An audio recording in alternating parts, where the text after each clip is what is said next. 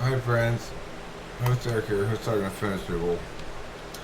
And today I am coming to you with Put an on your captain's hat and have a good exciting, time. exciting video. And it's all about cognitive functions and cognitive function slots. The music in the background is the greatest hits playlist, which hopefully is not too loud. If it is, let me see real quick. I don't think it is. Based on my last experience, I really don't think it is. And I can see it's coming in at about minus 20 or below that on average. Maybe peaking at close to minus 15. That's pretty low. But, I mean, I guess it could be a smidge lower maybe. I'm going to try it out like this. Hopefully it's okay. And I'll sit close to the mic so I'm way up at top near zero. As you can see, I've got the camera set to follow my face. Yes, follow my face is a setting on the camera that I did not know about until today when I happened upon it.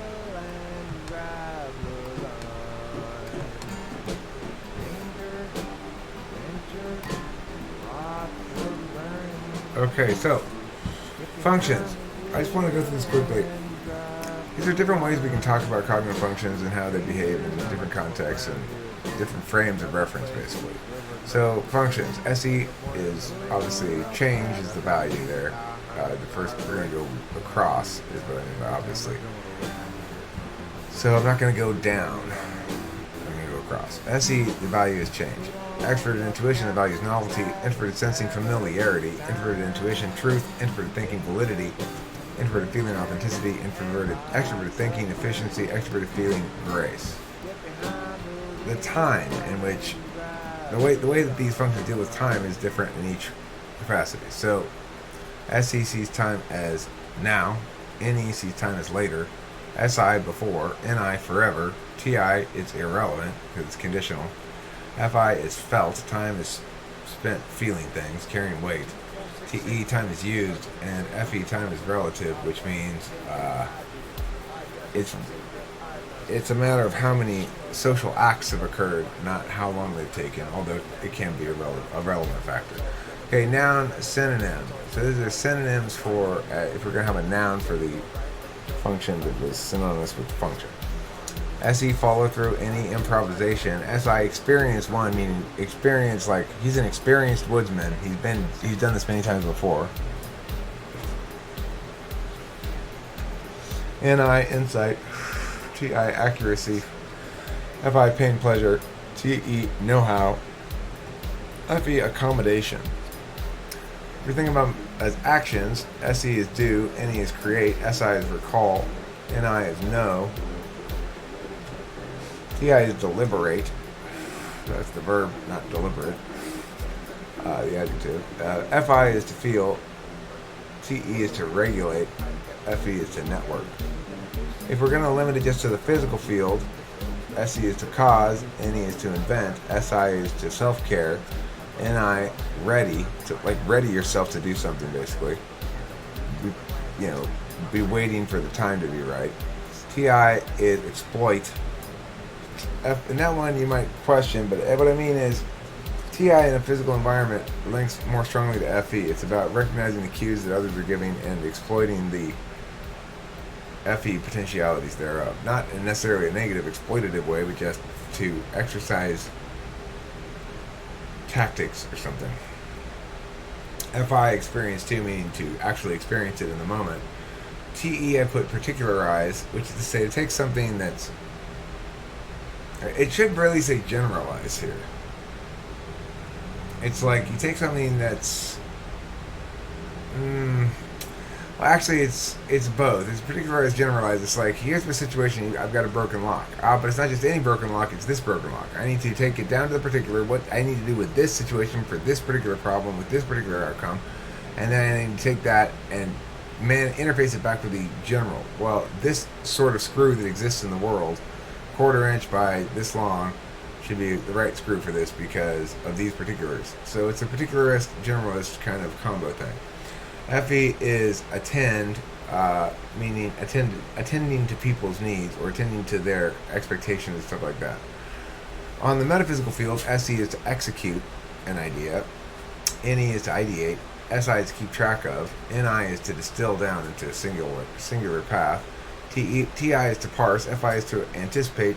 TE is to direct. And FE is to perceptuate, which is a verb I just made up, meaning to manage perceptions. An insult to an SE person, or SE, if you're thinking about the function itself as being a person, you'd insult it by saying you're adult to SE, which is kind of like, not really adult. What's the word I'm looking for? It's like a curl, a CURL, curlish, or vulgar, or brutish. NE would be, you deem those people unreliable. SI people, you call them dumb. NI, you call them nut jobs. TI, pedants. FI, crybabies. TE, Nazis. And FI, phonies. For insult from them, however, is probably a more interesting way to look at it, because I've done insults too before in the Asshole's Guide. But insult from is SE person likely to insult you by saying you're boring, and NE is going to say you're uninspired or you don't have any interesting things to say, which is a different kind of boring, right? SI, unreliable. You're unreliable. You're not SI like me. NI, you're a liar. You don't care about the truth like I do. TI, you're stupid. You're not smart like me. FI, you're unkind. You're not emotional like me. TE, you're incompetent. You don't have know-how like me. And FE, you're awkward. You don't have FE like me. Now the thing about slots is they do behave very differently in different slots. The functions do. So let's go through the slots now, first through 8. The value for the first is an implicit value. Second is a willful value. It's like you want to use your will through that channel, so you value the integrity of that channel. The third one is a reward value. You feel good when you attain in that one. Fourth one is seeking value. You're seeking somebody else to take over that area of stuff. The fifth one is a legitimizing value. You use it to legitimize others mostly. Sixth one is counter value. You don't like it and you think it's a bad way to decide things and determine things. Seventh is confused. You don't really know what to make of it, and because your blind spot. And eighth is balanced value, which is to say you're insecure about it probably somewhat, but you use it well and you understand it well as a value and how it ought to be used and stuff. In the next one, the role of the slots. In the first slot, your role is navigator. It basically directs you. It's determining where you are right now and why you're doing this and why you're not doing some other thing. However, once you're there, it's still there to help, to provide a frame of everything. So you are in this situation where you're watching this video because who knows why. Your navigator's right here. Your navigator could be NE, it could be TI, it could be any number of things in this context, because this appeals to a fairly broad range of potentialities in terms of what someone might be looking for. If they're looking for information, if they're looking for, regardless, it doesn't matter. The willful value is the one that goes, it's the one that's actually responding to what's happening in front of you. So, okay, well, how am I going to deal with this new data that's coming in now that my navigator has brought me here? Third one is the cashier. You're going to check to see, well, does this thing pay off here? Does this pay off in my third function? The fourth person is the one that you hope has been delegated to somebody else, that you're not really dealing with it yourself. Of course, you have to, because you can't have somebody else be you. You can employ others to assist you in being you, but it's not quite the same thing. Fifth one is your guard. It's how you know when to shift from danger mode or criticism mode to okay mode and back and forth with other people. I don't trust this guy. He doesn't pass the scrutiny of my guard, my fifth slot guard. Sixth slot is the obstructor. You see the need to utilize that as obstructionist, and your navigator and your responder and your cashier are all, even your delegated is all on board, and your guard is too, and then all of a sudden this next guy comes along and he's just like, everything he wants to do is backwards. Seventh is a wild card. You don't know how, it's like, it's doing shit, but you can't even really make sense of it at all. Eighth slot, overlooked one. You tend to overlook the eighth slot when you're thinking about it consciously, because it's not a conscious slot, a conscious stack according to you. It's what you call a non-willful stack. It just sort of happens automatically because of what the rest of you are. The complementary slot I thought was an interesting one to include here. The first slot is complementary to the second, and the second is complementary to the first. The third slot is complementary to the fifth. The fourth is with the eighth. Fifth with third. Sixth with seventh. Seventh with sixth, and fourth with eighth. What I mean by complement is they help each other and they like to work together. So the first and second are your go-to guys. Your navigator and your willful guy, your responder, your actor. Even if it's not an action function, it's still how you're being in the world in response to things that you encounter. The third and the fifth go together because, well, like for me, I want FE, but it's got to be true. That matters more than whether it's just, FE is sort of a form equals substance kind of a thing, but it's still got to be true because my third and fifth work together to validate whether or not the FE is worth anything. Okay, eighth and fourth work together because you are in your fourth slot. Well, for example, let's take a INFJ, for example. They've got SE in their fourth slot. They've got SI in their eighth. The SE and SI are going to coordinate with each other because it's where they're going to do the things they need to do to be an individual in the world, not just a character. ENFJ is really going to struggle with that, and because they don't really have SI going on in the mix. But INFJ will find a balance because their SI is balanced. They know how to use it well.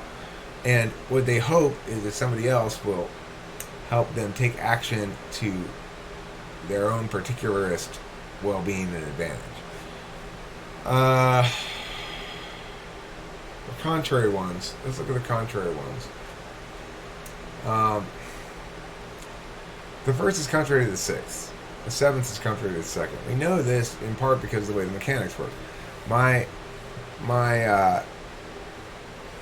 seventh function, my blind spot, my polar, is determined by my tool function, not by my dominant.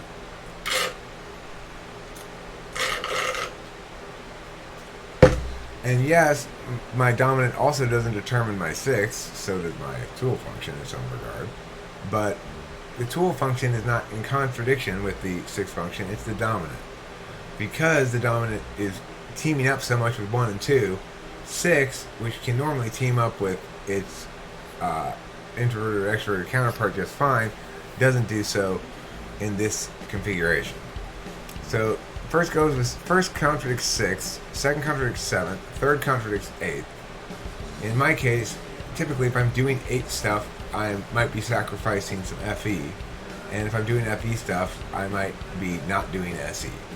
So it's like wanting to socialize tends to run afoul of following through on my plans.